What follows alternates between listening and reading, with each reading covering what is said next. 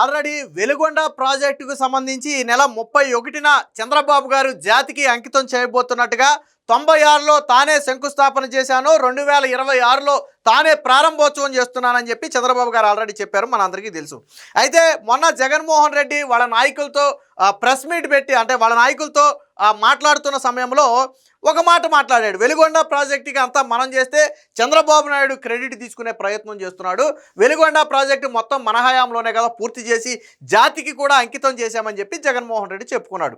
వాస్తవానికి జగన్మోహన్ రెడ్డి పనులు పూర్తి చేయకుండానే, వాటర్ వచ్చే అవకాశం లేకుండానే, నిర్వాసితులకు డబ్బులు చెల్లించకుండానే, నిర్వాసితులను అక్కడి నుంచి తరలించకుండానే జగన్మోహన్ రెడ్డి ఏకంగా జాతికి అంకితం చేస్తున్నానని అప్పట్లో ప్రకటించుకున్నాడు. సరే, ఇదంతా ఒక ఎత్తు, దాని కాసేపు పక్కన పెడదాం. ఈ సందర్భంగా జగన్మోహన్ రెడ్డి ఒక మాట మాట్లాడు. ఏమనంటే, అప్పట్లోనే నేను 2 టన్నెల్స్ లో ప్రయాణం చేసిన తర్వాత నేను జాతికి అంకితం చేశానని చెప్పి జగన్మోహన్ రెడ్డి ఒక మాట మాట్లాడాడు. అంటే ఈ వెలుగొండ ప్రాజెక్ట్ కి సంబంధించి 2 టన్నెల్స్ ఉన్నాయి మొత్తం. సో ఈ 2 టన్నెల్స్ లో కూడా నేను ప్రయాణం చేశాను అని జగన్మోహన్ రెడ్డి చెప్తున్నాడు. కానీ ఆయన ప్రయాణం చేసింది 1 టన్నెల్లోనే. 2వ టన్నెల్లో అటు నుంచి ఇటు ప్రయాణం చేయలే.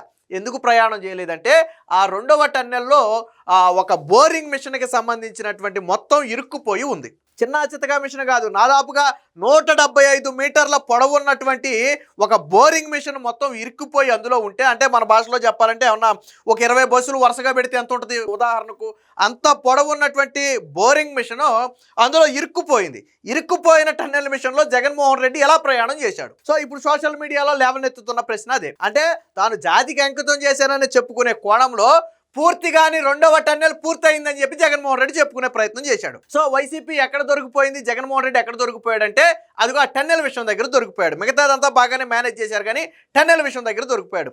ఇదే టన్నెల్కి సంబంధించి ఒక 2-3 నెలల క్రితం, అంటే ఒక 4-5 నెలల క్రితం నిమ్మల రామానాయుడు గారు ఆ వెలుగొండ ప్రాజెక్ట్ దగ్గరికి వెళ్ళి ఆ టన్నెల్ చూపించాడు. ఆయన జగన్మోహన్ రెడ్డి నేను జాతికి అంకితం చేశాను అన్నాడు కదా, ఎలాగ అంకితం చేశాడు? ఇక టన్నెల్ ఇరుక్కుపోయింది, ఒక సుక్క నీరు రాదు, ఇటు నీరు రాకుండా జగన్మోహన్ రెడ్డి జాతికి ఎలాగ అంకితం చేశాడని చెప్పి ఆ నిమ్మల రామానాయుడు గారు కూడా ఎద్దేవా చేస్తూ మాట్లాడారు. సో దానికి సంబంధించినటువంటి వీడియో, అంటే జగన్మోహన్ రెడ్డి అన్నాడు కదా నేను 2 టన్నెల్స్ లో ప్రయాణం చేశానని, అసలు జగన్ హయాంలో 1 టన్నెల్ పూర్తి కాలా, అందులో ఇరుక్కుపోయిన మిషన్ బయటికి రాలా, మరి జగన్మోహన్ రెడ్డి ఎలా ప్రయాణం చేశాడు ఆయనకే తెలియదు. దీనికి సంబంధించినటువంటి వీడియో ఉంది, ఒకసారి మీరు వినండి.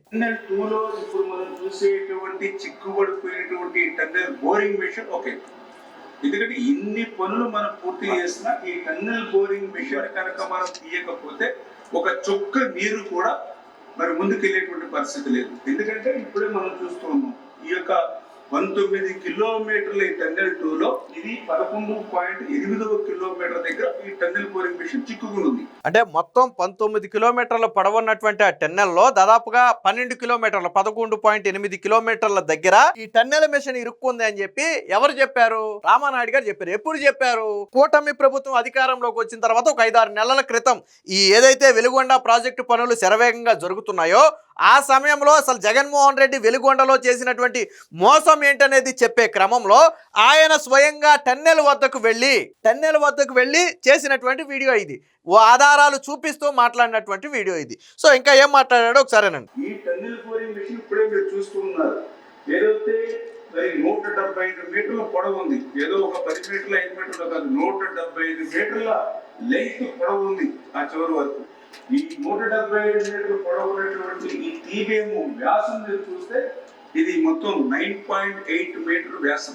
అంటే ఏదైతే మొత్తం సొరంగం ఏదైతే టన్నెల్ ఉందో మొత్తం ఎక్కడ కూడా ఒక 1 ఇంచ్ కూడా ఖాళీ లేకుండా అది క్లోజ్ చేస్తుంది.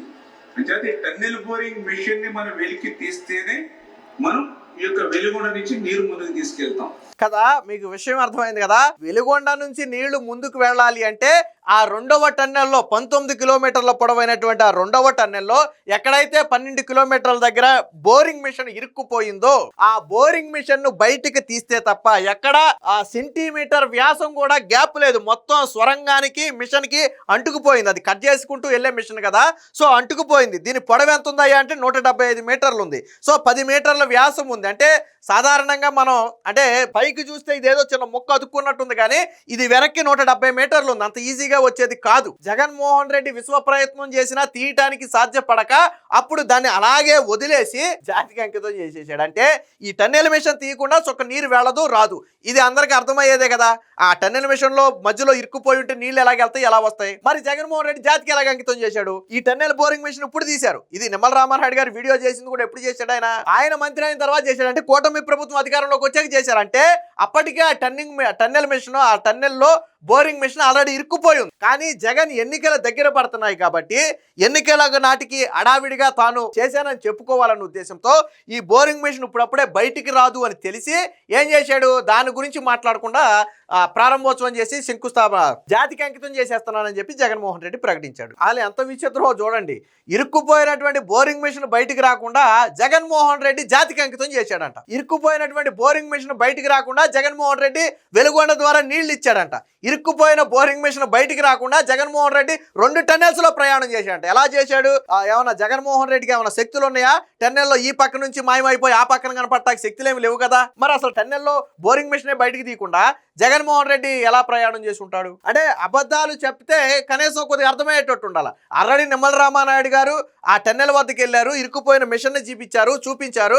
జగన్మోహన్ రెడ్డి ఏమీ చేయలేదని చెప్పాడు. ఆయన చెప్పిన తర్వాత కూడా జగన్మోహన్ రెడ్డి నేను 2 టన్నెల్స్ లో ప్రయాణం చేశా అని ఎలా చెప్తాడు? ఒక టన్నెల్లో ప్రయాణం చేసి ఉండొచ్చు ఆయన, కానీ 2వ టన్నెల్లో ప్రయాణం చేయటం అనేది అబద్ధం. ఎందుకు అబద్ధం అంటే అక్కడ మిషన్ ఇరుక్కుపోయింది, చేయటం సాధ్యపడదు. ఆ మిషన్ ని ఇప్పుడు తీశారు బయటికి. కూటమి ప్రభుత్వం అధికారంలోకి వచ్చిన తర్వాత రీసెంట్ గా బయటికి తీశారు దాన్ని. వాస్తవానికి దీనికి సంబంధించి కోర్టులో కేసు కూడా ఉంది. సో ఆ కేసును కూడా క్లియర్ చేసి కూటమి ప్రభుత్వం ఆ టన్నెల్ మిషన్ ని అతి కష్టం మీద బయటికి తీసింది. దీన్ని దగ్గరుండి పర్యవేక్షించింది నిమ్మల రామానాయుడు గారు. మరి ఆయన బోరింగ్ మిషన్ వీళ్ళు బయటికి తీస్తే జగన్మోహన్ రెడ్డి ఆ టన్నెల్ ఎలా ప్రయాణం చేస్తాడు? అంటే వెలుగొండ విషయంలో జగన్మోహన్ రెడ్డి క్రెడిట్ చోరీ కోసం చంద్రబాబు గారు కరెక్ట్ గా 2 నెలల వ్యవధిలో వెలుగొండ ప్రాజెక్టు నిర్వాసితులకు 900 కోట్ల రూపాయలు మొన్నే విడుదల చేశారు. 2 నెలల వ్యవధిలో దాదాపుగా 85% మంది నిర్వాసితులకు ఇప్పుడు పరిహారం అందింది. ఒక 15% మంది నిర్వాసితులకు ఇంకా అందాల్సి ఉంది. అది కూడా కంప్లీట్ చేస్తాము, దీన్ని జాతికి అంకితం చేసే లోపు క్లియర్ చేస్తామని చెప్పి చంద్రబాబు గారు చెప్పారు. మరి జగన్మోహన్ రెడ్డి నిర్వాసితులకు డబ్బులు ఇవ్వలేదు, బోరింగ్ మిషన్ బయటికి తీయలేదు, నీళ్లు బయటికి వెళ్ళలేదు, కానీ జాతికి మాత్రం అంకితం చేశాడు. 150 కోట్లు పెట్టి నిర్వాసితులకు మళ్ళీ ఇప్పుడు సౌకర్యాలు కల్పిస్తుంది కూటమి ప్రభుత్వం. అది కూడా మొన్న వచ్చాక. ఇవన్నీ జగన్మోహన్ రెడ్డి చేసి ఉండాలా. ఆయన దగ్గర అప్పుడు డబ్బులు లేవు, చేయటానికి ఇది లేకపోవడంతో దాన్ని అలాగ వదిలేసి రాజకీయ లబ్ధి కోసం ఏకంగా జాతికి అంకితం చేస్తున్నానని ప్రకటించుకున్నాడు. మా తండ్రి ప్రారంభించాడు, నేను జాతికి అంకితం చేస్తున్నానని చెప్పాడు. 96లో చంద్రబాబు గారు శిలాఫలకం వేశారు. దాని ఫోటోలు కూడా మీరు చూశారు సోషల్ మీడియాలో. చంద్రబాబు గారు అప్పట్లో శిలాఫలకం ఏదైతే ప్రారంభోత్సవం చేశారో శంకుస్థాపన, దానికి సంబంధించిన ఫోటోలు సోషల్ మీడియాలో ఉన్నాయి చూడండి. మరి రాజశేఖర్ రెడ్డి వేసాడని చెప్పి జగన్మోహన్ రెడ్డి ఎలా చెప్పుకున్నాడు నాకు అర్థం కాల. మా తండ్రి ప్రారంభిస్తే నేను పూర్తి చేశానని చెప్పి జగన్మోహన్ రెడ్డి గతంలో చెప్పుకున్నాడు. అంటే రాజశేఖర్ రెడ్డి ప్రారంభించింది లేదు, జగన్మోహన్ రెడ్డి దానికి చేసింది లేదు, కానీ క్రెడిట్ మాత్రం రాజశేఖర్ రెడ్డికి జగన్మోహన్ రెడ్డికి మాత్రమే కావాలి. ఇది వాళ్ళ ప్లాన్. ఎందుకు దీని గురించి మాట్లాడాల్సి వచ్చిందంటే వెలుగొండ విషయంలో జగన్మోహన్ రెడ్డి చెబుతున్నవి అబద్ధాలు అనడానికి టన్నెలే ఒక ఉదాహరణ. టన్నెల్లో బోరింగ్ మిషన్ బయటికి తీయకుండా ప్రాజెక్ట్ ఎలా జాతికి అంకితం చేశాడో వైసీపీ నాయకులు సమాధానం చెప్పాలి. టన్నెల్ మిషన్ బయటికి తీయకుండా జాతికి అంకితం చేయడం సాధ్యమేనా? నీరు ఒక చొక్క అటు నుంచి ఇటు నుంచి అటు వెళ్లకుండా ఆ ప్రాజెక్ట్ కంప్లీట్ అయిపోద్దా?